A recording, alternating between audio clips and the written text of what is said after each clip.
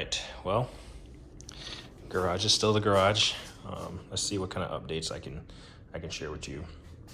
We'll just do a quick little tool haul. So I did pick up one of these Lyle funnel things for my my lift here. Magnetic. Figure out the part number, but call it a funnel, whatever holder. But you can also put whatever, blow guns or whatever you want to slide down in there. The only disadvantage to this that I see is that, well, this funnel is already dirty, but it doesn't really, you'd have to put something over top of your funnel so it doesn't like gather dust or something while it's draining, but effectively it just drains in there. And that's one of the benefits to the funnel buddy is that, I have a funnel in here already, which doesn't quite cause it to fit, but you get the idea. It has this lip, so when you slide it over, your thing is not gonna collect dust. But I had to modify it to just magnetize it to this column right here, and then you just unscrew the bottle to dump out the oil or whatever. And if you're gonna store like long blow guns, then you'd have to slide it out like this, and then it would just hold on to the lip right here. So they both have their pros and cons, I would say. The biggest pro of this is that you have this little, call it a dust guard up top, whereas this doesn't. Yeah, so I picked up that. Then we'll come over here. Sorry about the movements. I saw this in the recent tool haul from Coil, is that how you say it? Tools. The Mayhew two-piece Maypick set. So I picked it up. It's like $27 or something. Got a square shank Mayhew. I'm pretty sure they'll eventually come out with different colors to appeal to the market. In fact, so I just kept this in here just to show, so I don't really need that. This is gonna go in the box. It's gonna go in the trash. And then there's only but a few tools that I want, because I pretty much have everything. So I picked up this universal hydraulic flaring tool set, and it's like the one with the GMC. So you got like the 85, and then you got the 85 PRC.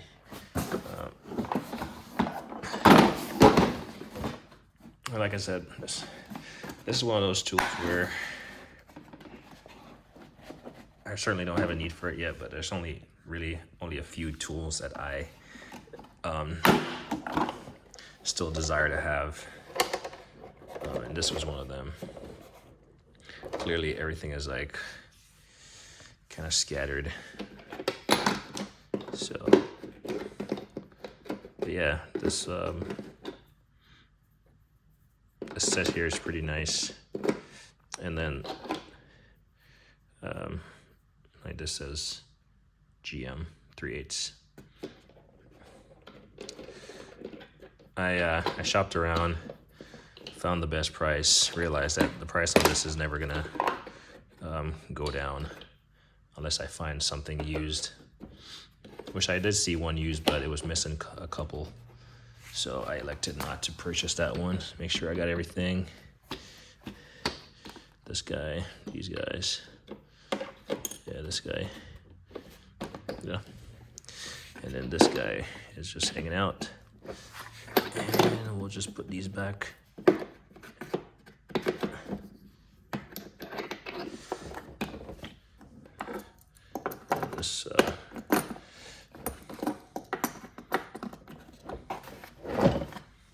This cutter, interesting. Doesn't wanna. There we go. Sorry about the shakiness, but yeah, you had some push connecting form there, your metric bubble flaring, your GM fuel line. You got flaring and double flaring. GN trans cooling lines. So yeah.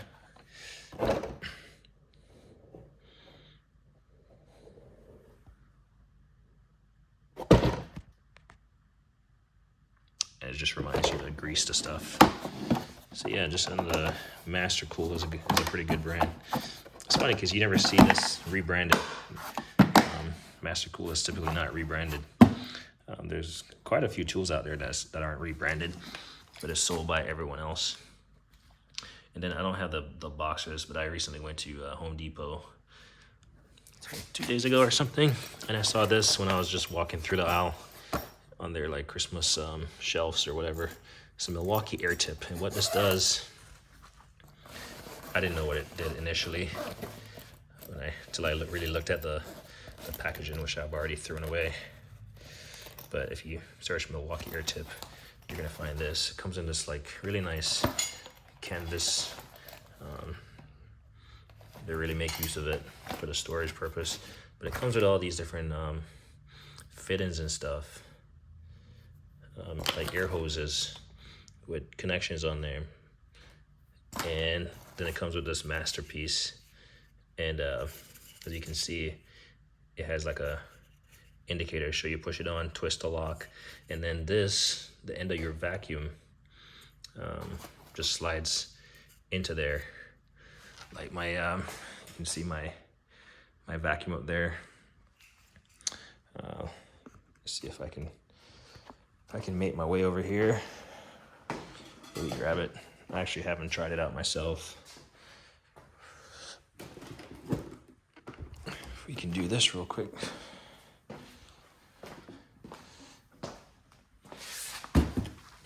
Set this tripod down. Apologize for the shakiness.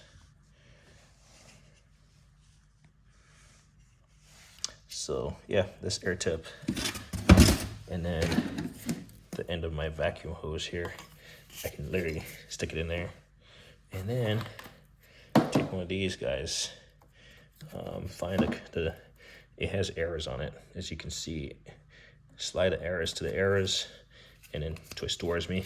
And now this thing is locked, so you can literally get down in small places. You can even crank this jack handle if you wanted to waste your time. But you have a means to reach into small places. I did not mean to do that. And vacuum stuff, or punch stuff and turn it on unintentionally. But yeah, your end of your vacuum hose just slides right in here. So there's that. I'll leave that. So that's the tool haul. Additionally, I got the 10 Harbor Freight, what do you call it? Slide out drawers. So I'll slide around here slowly. No one gets dizzy. Just did a video on changing out these locks, but these lockers, they come with 4. These 28-inch Icon lockers, they come with 4 drawers, and I've subsequently added 4 more staggered. But I have 3 more lockers over there. So I just randomly ordered 10. So 10 of these guys. So I'm gonna unbox them and have a lot of cardboard to dispose of. And then I got the rails. This is literally all you need. It's just plug and play. You don't need any tools, or you don't need any other accessories. These literally just clamp into place, or not clamp, but they literally just slide into place with these slots. You got 1, 2, 3 slots, and they come in pairs, left and the right side. So I got 10 of those bad boys, 10 of these. I still have a mat and the casters. I'm not sure if they think they shipped it, but certainly did not receive them. Sorry, these swivel casters, swivel locking casters. They need to send me my 2 of those so I can switch out the fixed ones. We'll go over here real quick. Clearly haven't gotten to painting yet.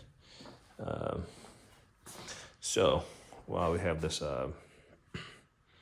while we have these casters on the ground, so I picked up these casters from Harbor Freight, thinking I would light them, but I had ordered the Husky ones. The Husky ones they're meant for these Husky cabinets, but what I wanted for it is to replace these busted casters on this platform that I put my hydraulic press on, so I can move it if I need to use it.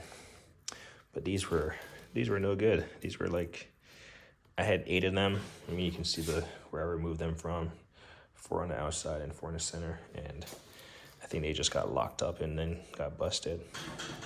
So I saw these on a special from Home Depot. I picked them up. I'm not sure what they're rated for right now. Probably, I want to say like 300 pounds or something. So I bought 2 sets. So there's a box at the bottom for 4 more. And basically it comes with 2 lock-in casters. 2 lock-in casters and then 2 fix. Or yeah, 2. They're all swivel, but they're it has 2 of them has locks on it, 2 doesn't.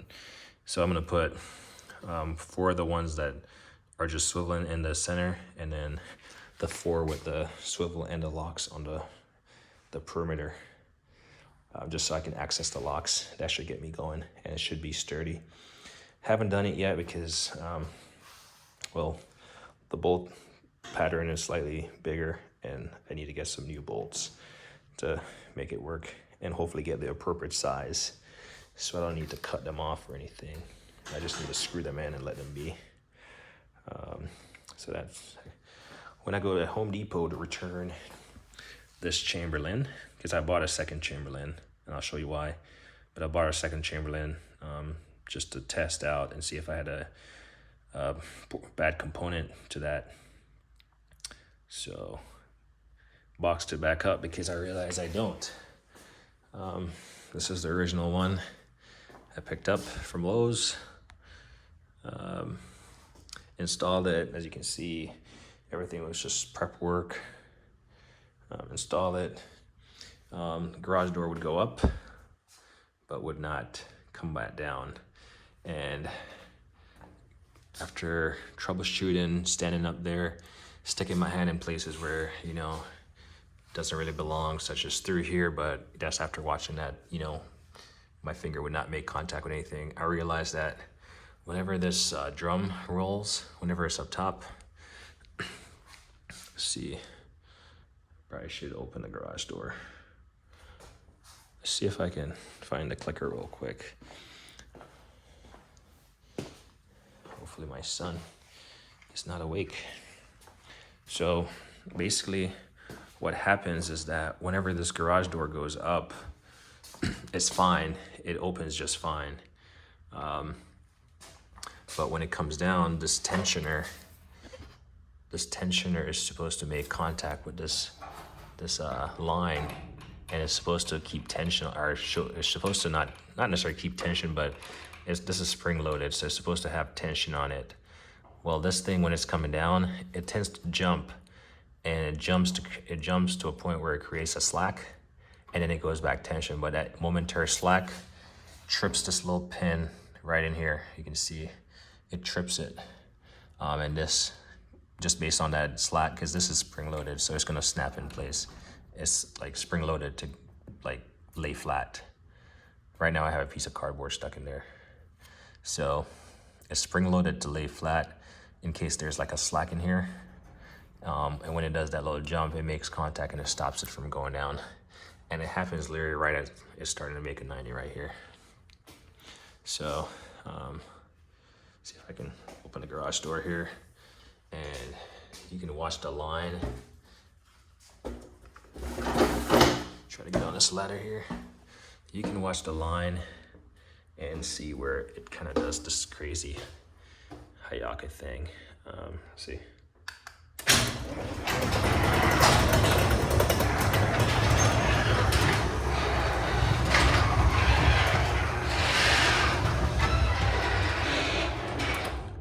So it goes up fine, and that's really how it should look when it's installed properly. Look at the line when it's going down. You're gonna see it jump in there. And in fact, I'll remove the cardboard. So right now, that thing is installed like it's designed to work. You got this tensioner on here. So the tensioner is touching the wire. And watch closely, you're gonna see it jump. And as soon as it jumps, it loosens the slack on this, and this is gonna make contact with that switch, and it's not gonna go down.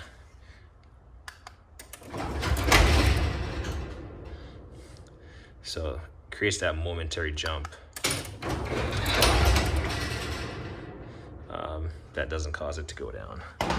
So the safety sensors at the bottom, the reversal sensors, they all work. I'm sorry, I'm gonna try to reinstall this cardboard. The safety reversal sensors all work. This is meant to catch that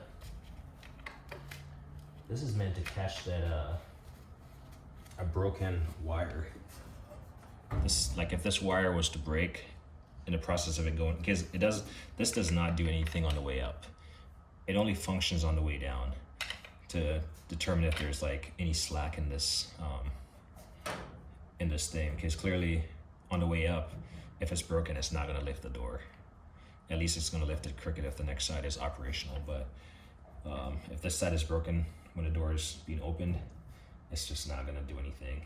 The door is not gonna lift, or it's gonna lift like crooked. So now that I have this completely disengaged, when I say disengaged, it's technically engaged because it's pretending like it has tension on this thing the whole time, so it will never make contact with that contact switch in there because it will never close. Here we go. You'll still see the line jump, but this thing will not react. It will not like have tension on it 1 minute. It will not have tension on it 1 minute and then lose tension and then snap and touch that contact. If that makes sense. Here we go.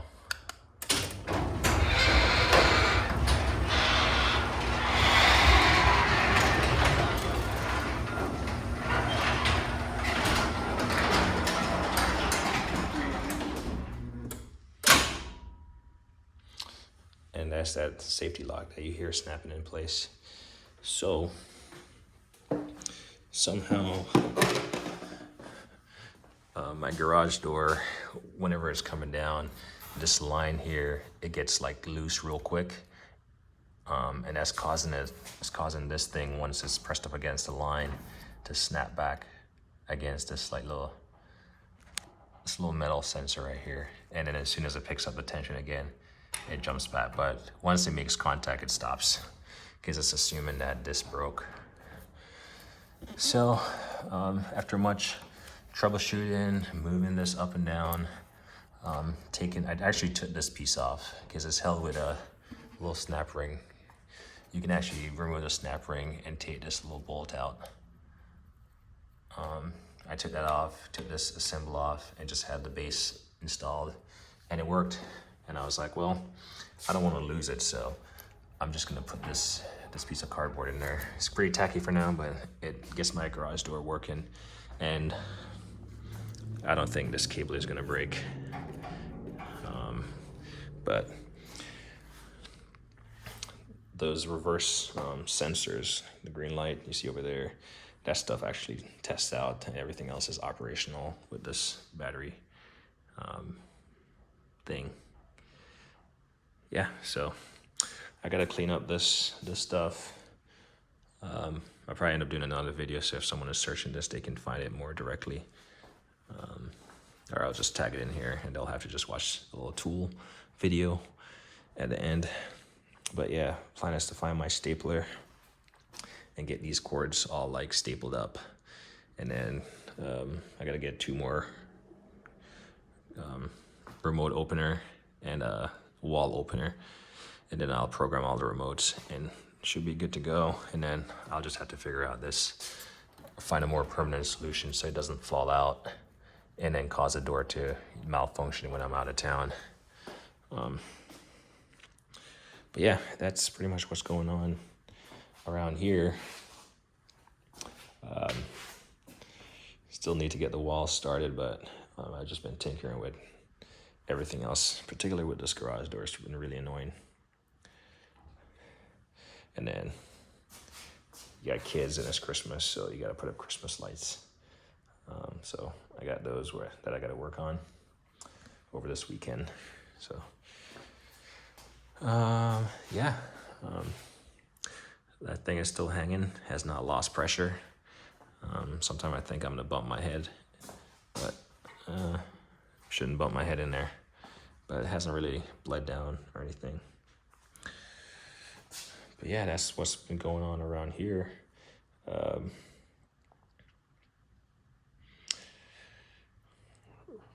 Probably gonna paint the wall first.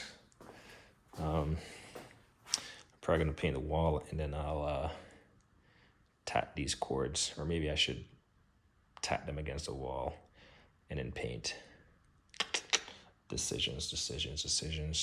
I'm also thinking about running them at the bottom, because I might be able to tuck the cord up under the drywall in places, versus running them up top. I mean, for this sensor, I'm gonna have to run it up top and then across, and I'm hoping that it has enough cord. But then the rest of them I can like figure out. I was gonna go with the Genie just to see if it has that silly functionality. It's not silly, it's just a safety measure, and sometimes stuff just does not work. And it's there for a reason. Don't get me wrong, I'm not saying disable yours or do what I did, but clearly it's not the unit, it's my garage door, that cable that loses tension briefly and then reacquires attention, and actually adjusted the drum slightly. Like I undid those red adjusted knobs, wounded it tight, and then tightened up, and it still happened. So should I get this motion sensor light back on? Yeah, she doesn't want to come back on. Come on, there we go. So the only reason I didn't want to get the Genie is because I do like the automatic feature of this deadbolt. As you can hear, whenever I open the garage, it just slides open. And when you close the garage door, it just slides shut. So no one can technically overpower the shaft, like overpower it and lift up my garage door. So that's one benefit to that. This is supposedly the same brand as the same as the LiftMaster 8500 whiskey.